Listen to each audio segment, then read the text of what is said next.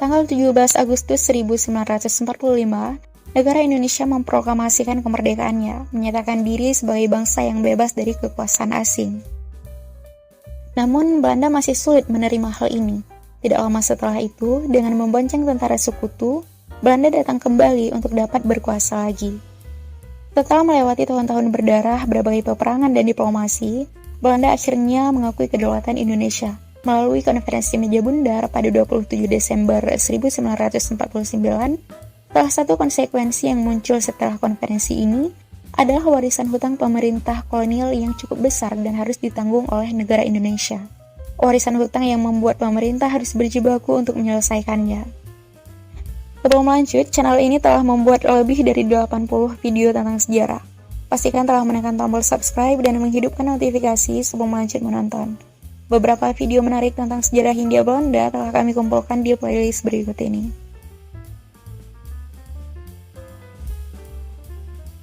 Sejak beberapa minggu sebelum konferensi, masalah hutang piutang telah menjadi pembahasan serius antara pemerintah Indonesia dan Belanda. Dalam jalannya perundingan, persoalan hutang ini memang menjadi pembahasan yang cukup alot. Pihak Belanda berkeras bahwa mereka bersedia mengakui kedaulatan, tetapi pemerintah Indonesia harus menanggung hutang sejak era pemerintahan kolonial hingga tahun terjadinya penyerahan kedaulatan. Sedangkan di pihak Indonesia hanya bersedia menanggung hutang hingga tahun 1942 saat Hindia Belanda menyerah kepada militer Jepang. Bagi pemerintah Indonesia, jika menanggung hutang setelah tahun 1942, sama artinya pemerintah membiayai sendiri berbagai aksi militer Belanda termasuk 2 agresi militer yang memakan banyak korban jiwa dan materi. Setelah perundingan sempat mengalami kebuntuan. Pada akhirnya dibuatlah persetujuan bahwa Republik Indonesia Serikat akan mengambil alih utang-utang Belanda. Profesor Dr. Budiono dalam bukunya Sejarah Ekonomi Indonesia menyebut kesepakatan yang dihasilkan terkait ekonomi menjadi beberapa poin. Pertama, perusahaan-perusahaan Belanda dapat beroperasi kembali seperti sebelum perang, termasuk bebas mentransfer keuangannya. Kedua, Indonesia menanggung pembayaran utang pemerintah Hindia Belanda sebesar 1,13 miliar dolar Amerika Serikat. Ketiga, pemerintah Indonesia perlu berkonsultasi dan bahkan meminta persetujuan Belanda dalam melakukan kebijakan tertentu seperti nasionalisasi. Dan keempat, Indonesia harus menanggung pembiayaan karyawan ex-Belanda yang ada di Indonesia selama 2 tahun, serta menampung 26.000 tentara Krnil. Belanda memang bersikap sangat keras dalam persoalan dan konsekuensi finansial. Bagi pihak Belanda, masalah ekonomi lebih utama daripada politik. Belanda tidak keberatan kehilangan Indonesia sebagai koloni politik, namun berkeras untuk mempertahankannya sebagai koloni ekonomi dan finansial. Di awal perundingan, Belanda menuntut agar seluruh hutang Hindia Belanda sebesar 6 miliar gulden harus ditanggung oleh pemerintah Indonesia, bahkan termasuk biaya dalam tindakan agresi militer 1 dan 2. Padahal pasca Perang Dunia Kedua, Belanda baru saja menerima bantuan Marshall Plan dari Amerika Serikat. Namun akhirnya, di bawah tekanan PBB, hutang ini dipotong 2 miliar gulden. Artinya, Indonesia masih harus mengambil alih hutang sebesar 4 miliar gulden. Situasi ini sangat berbeda dengan negara Suriname, jajahan Belanda yang lain yang meraih kemerdekaannya pada tahun 1975. Suriname sama sekali tidak dibebankan untuk menanggung beban hutang.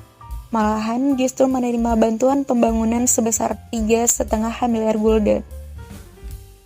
Perihal utang warisan ini, Indonesia telah memberikan kontribusi yang sangat signifikan dalam pemulihan Belanda pasca perang. Bahkan hampir sepadan dengan bantuan yang diterima Belanda dalam Marshall Plan.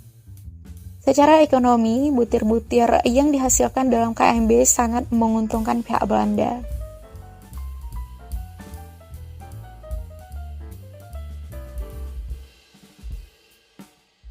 Beban hutang ini menjadi persoalan besar bagi Indonesia, ditambah dengan berbagai masalah ekonomi lain yang timbul di awal negara ini berdiri. Indonesia juga dihadapkan pada sarana dan prasarana produksi yang mengalami kerusakan berat pasca peperangan.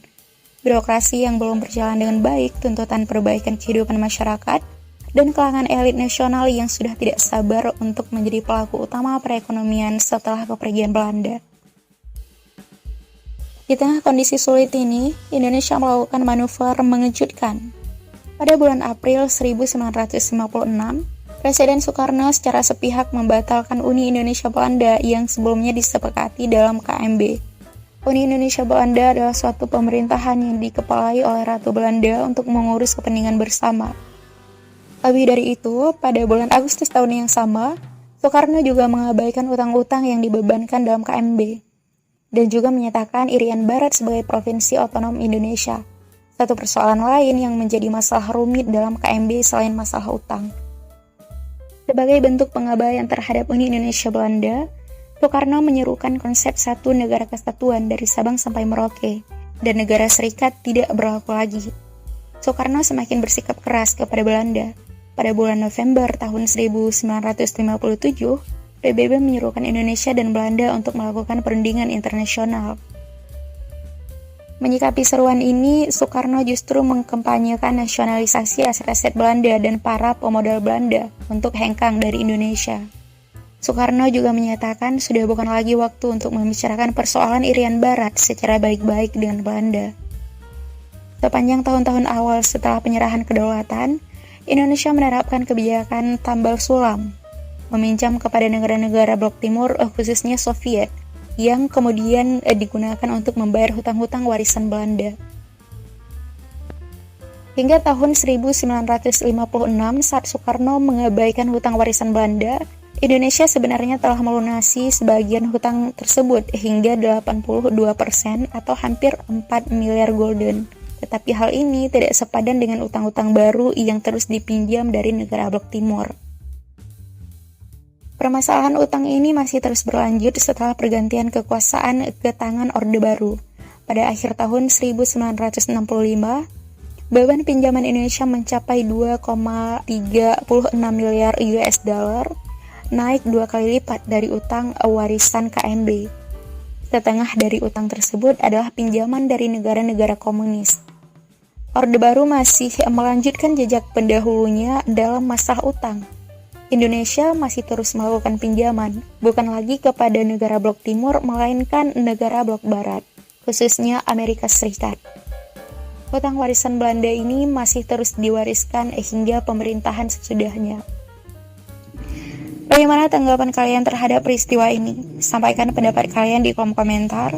Kalian juga dapat menyaksikan video sejarah lainnya terkait masa Hindia Belanda di playlist berikut ini.